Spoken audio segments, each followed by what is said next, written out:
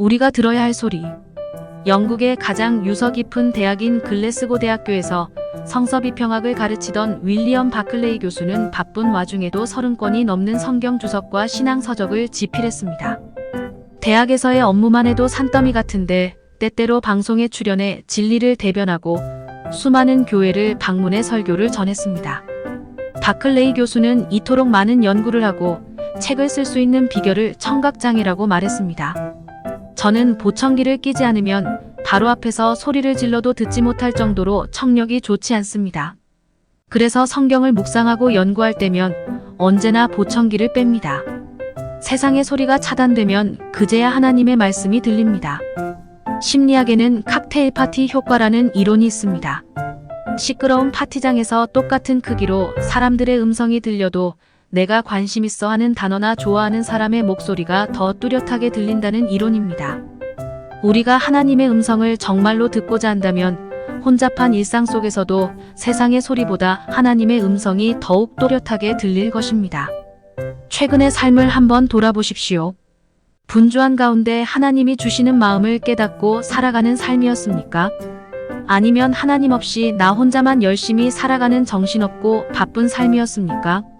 하나님이 내 삶에 임재하지 않는 것처럼 느껴진다면 세상의 소리를 잠시 끄고 하나님의 음성에 더욱 귀 기울이십시오.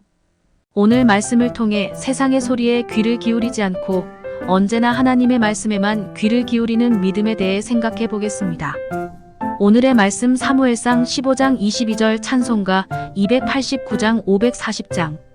사무엘이 이르되 여호와께서 번제와 다른 제사를 그의 목소리를 청종하는 것을 좋아하심같이 좋아하시겠나이까. 순종이 제사보다 낫고 듣는 것이 순양의 기름보다 나으니.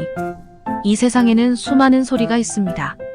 하지만 그 중에서는 우리가 반드시 들어야 할 소리도 있지만 그렇지 않은 소리도 있습니다. 아무 의미 없는 소리부터 들어서 좋을 것이 없는 소리들이 있는 것입니다. 우리는 이렇게 많은 소리들 중에서 우리를 살리는 소리에만 귀를 기울여야 합니다.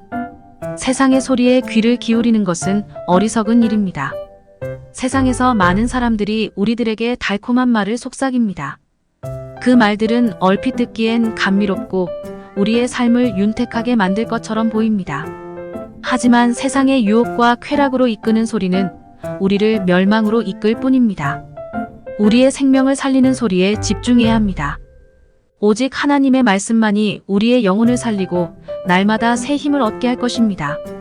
우리의 영혼을 살리는 하나님의 말씀을 늘 묵상하고 주님께서 우리에게 하시는 말씀에 집중할 때 우리의 삶이 영원한 생명을 누리게 될 것입니다. 하나님께서는 우리가 하나님의 말씀만을 듣기 원하십니다. 사무엘은 사울왕을 향해 순종이 제사보다 낫고 듣는 것이 순양의 기름보다 나으니라고 단언합니다. 아무리 훌륭한 종교적인 의식도 하나님의 말씀을 듣고 순종하는 것에 비할 바가 없는 것입니다. 예수 그리스도를 구주로 믿어 하나님의 은혜를 받은 우리는 영원히 살아갈 하나님의 말씀을 들을 수 있는 사람들이 되었습니다. 이 세상의 헛된 말에 귀를 닫고 하나님의 복된 말씀에 귀 기울여야 합니다. 그리고 그 말씀에 늘 순종하는 그리스도인이 되시기를 바랍니다. 오늘의 기도.